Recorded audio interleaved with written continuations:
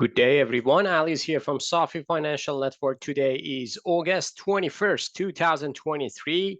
Here is another daily analysis. What a Monday today. We had a nice reversal. We talked about this reversal last week.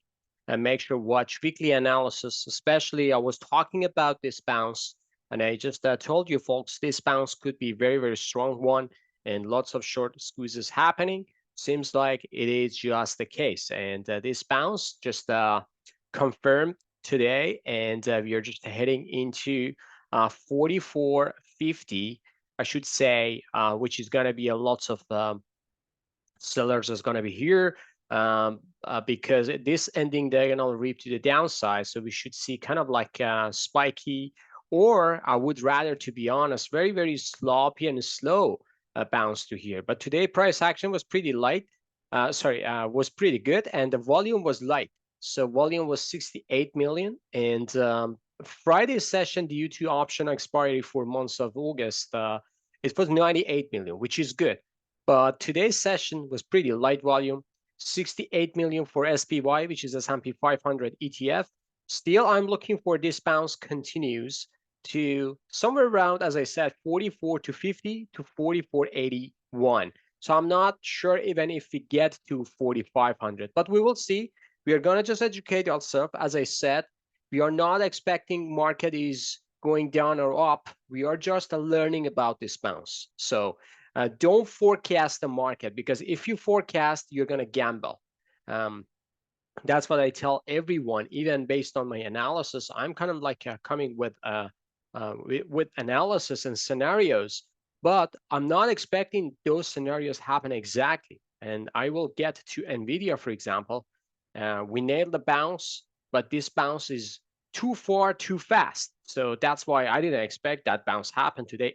8% today, just a pre-earning climax or something. We will get to NVIDIA, but as I just want to say, just go with the market day by day, weekly, and even if it is too strong for you, even if it's too much, so just sit on the side.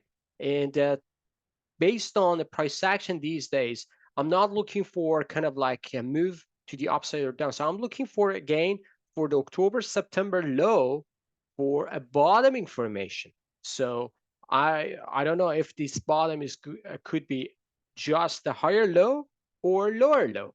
I don't know. So we are gonna just educate ourselves, and we will see how it goes. But all in all, we will waiting for this bounce. All indicators show very, very nicely with a daily basis. So MACD, stochastic, RSI, IMI, all of them just show a nice bounce. And all those indicators are coming along with this demand area. So 43.27 to 43.73, that's going to be the area for the buying area, and buyers just recommit back again. I'm looking for kind of like this area as like a selling opportunity. Again, I'm looking for as a selling opportunity. I'm not going to sell here because I think it's going to be a selling opportunity. I will wait to see how market is going to react to this level. If we see a reversal, then I will get back to the sell option. So we will see how it goes. Moving on to Nasdaq, which was kind of like the leader for today, especially semiconductors. We will get to those ones as well. So Nasdaq, pretty nice surge to the upside. It goes above this pivotal point, which recaptured this area. I think Nasdaq, for the maximum stretch, can go all the way up to 15,400-ish, somewhere around there. So we will see how it goes. The time frame is going to be this week and next week. We should see this bounce is going to just formulate and going all the way up to here. And then we can see, if we see a rollover in, I should say, early September, that could be kind of like the scenario that I'm looking for, and probably getting back to the short position if this short can end it up to lower high, which is going to be here. Lower low, which is going to be here, or higher low, which is going to be here as well. So we will see, or even double bottom here. I'm just again, I'm kind of like agnostic for the scenarios. I'm just trying to learn myself, but that would be kind of like the shorting opportunity. And when we see a reversal again happening in any of those lows, we will get back to the long position, as we did just on Friday, and we nicely we are in the money. We just booked some profits, and we will wait for more upside moves coming around. When this is stochastic momentum getting to the oversold condition, that would be a perfect scenario for another sharp move to the downside. So we will see how it goes. Moving on to US 30. US 30 is weak. So this is kind of like a good scenario for the market because market doesn't want Dow Jones or US 30 outperforming the market. When Dow leads, market bleeds. Today, we just have semiconductors and technology leading the market to the upside, especially Nvidia. So we are just sitting at a very, very important pivotal point. If it consolidates here, I should say Dow can go to another downside move to here, but I don't think that's going to happen. We can see kind of like an ending diagonal formation here for the next move up and then coming down. So that would be the ideal scenario for Dow Jones, and we will see how it goes. But right now, Dow just forming kind of like a negative day today. So it's kind of like a bearish consolidation is forming. So we are going to just educate ourselves with this rally, see if Dow follows the other one or Dow just lagging here. So we will see how it goes. But right now, Dow just forming a very, very nice bear reversal.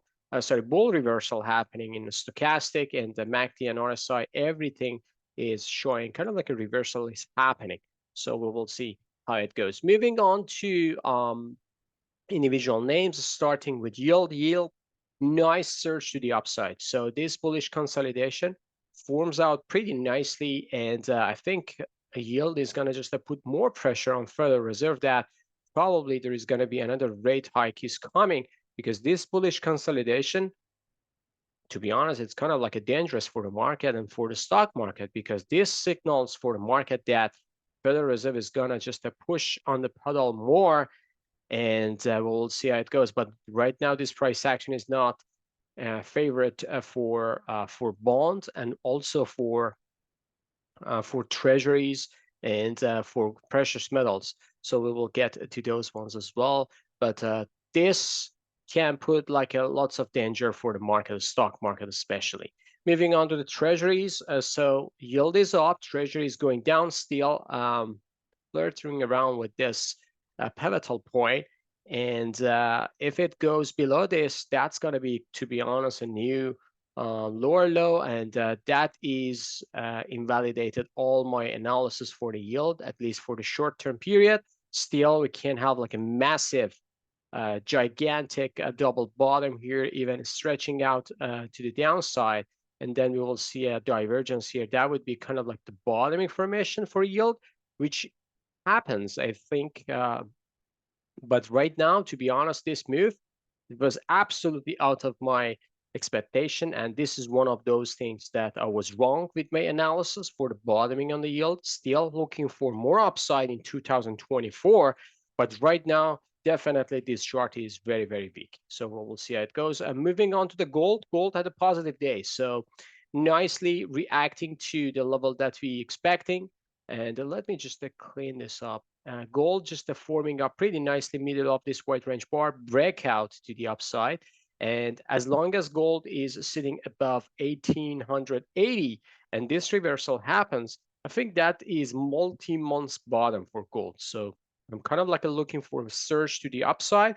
The minimum target is going to be this topping formation around 1980 to 1990. If it goes above this pivotal point, then pullback could be a nice buying opportunity for the next move over 2000 levels. So we'll see how it goes. Crude just coming down today, and crude just hit a I should say, weak top. And this is kind of like a moving on in a sideways price action. That would be the ideal scenario for crude for the next leg up. So we'll see how it goes. But crude, definitely, this is just the intermediate top, and we need to have some more consolidation down the road for a price higher. VIX coming down today, as expected, 17 cents to the downside, almost 1%. It's forming up a bullish consolidation. When needs to not going below this level, because if it goes below $14, that would be kind of like ugly. We can go double test this 12 area, which is going to be a great buying opportunity. But I think weeks for the next 2 weeks, I should say, It's going to just lagging and doing consolidation here. And probably that is going to be kind of like a nice reverse head and shoulder. And if VIX just forming a consolidation, that gives us nice bottoming formation for VIX, which is going to be top information for the stock market. We are going to just educate ourselves based on the movements in different charts. Dixie just hitting up to this level, which is this trend line, and consolidate here. So Dixie coming down today.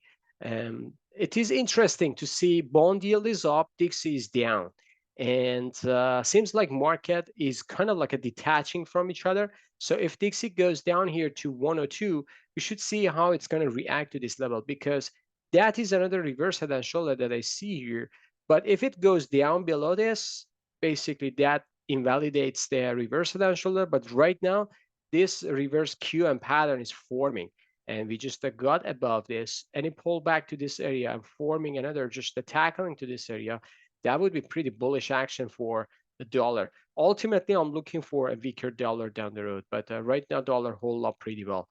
Moving on to magma indicator. So this one is just going up, like a mover for the stock market and for the Nasdaq. So this one can go all the way up to 1080, and then we can see a weakness here down the road. So still just sit on the side, and we will see how it goes. Moving on to Apple. Apple just goes up nicely.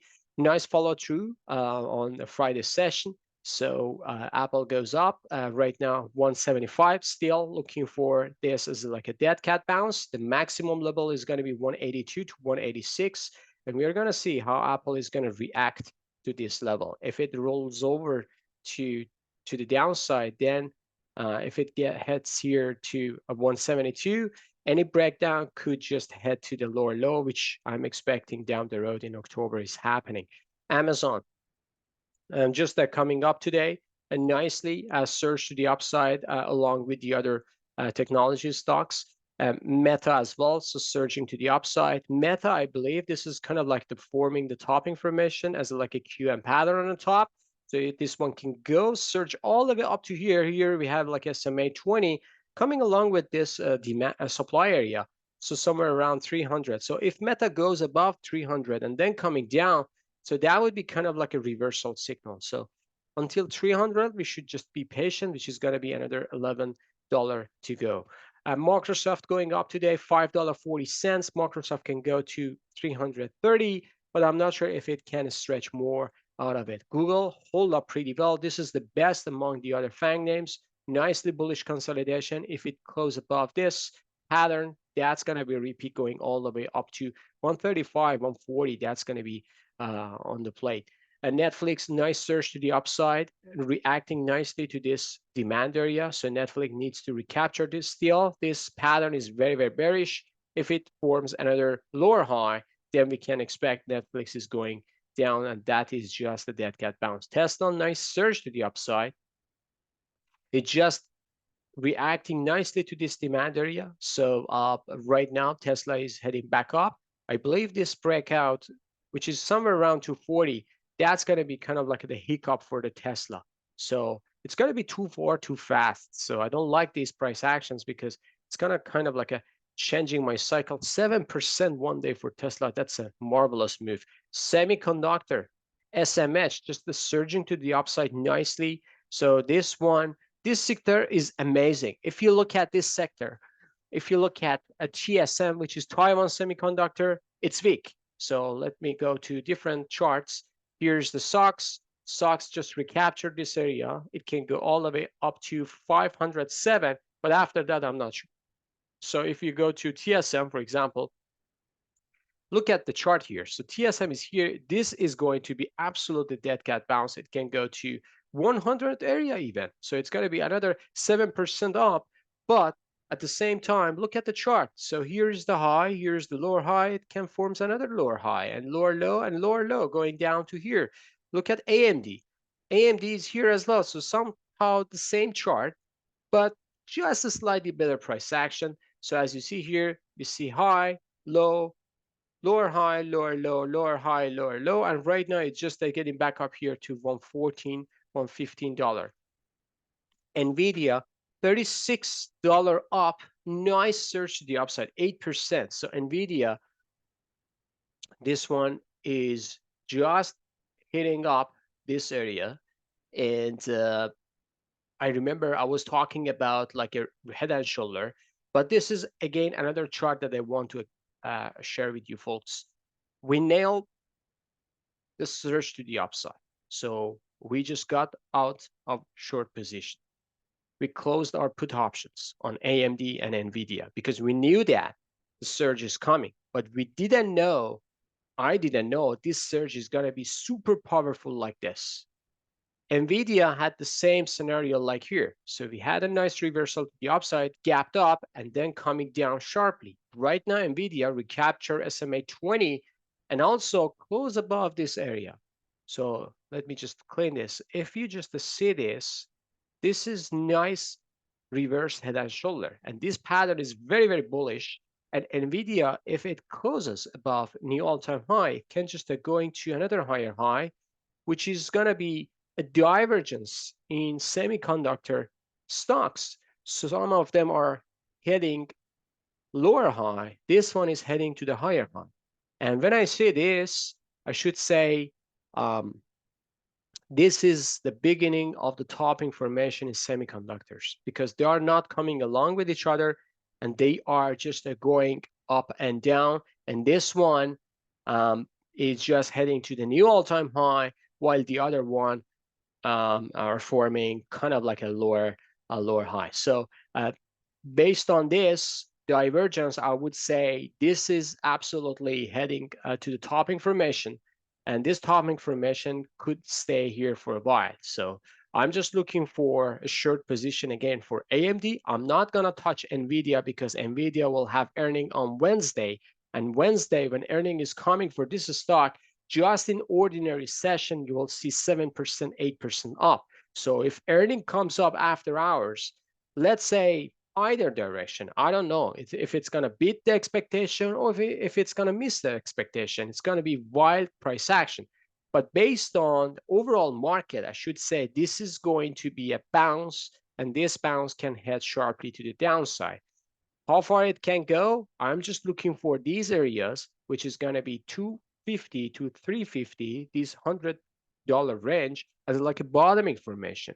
I know you're saying, Ali, what are you talking about? The stock is 400 and you're talking about $100 formation like a range?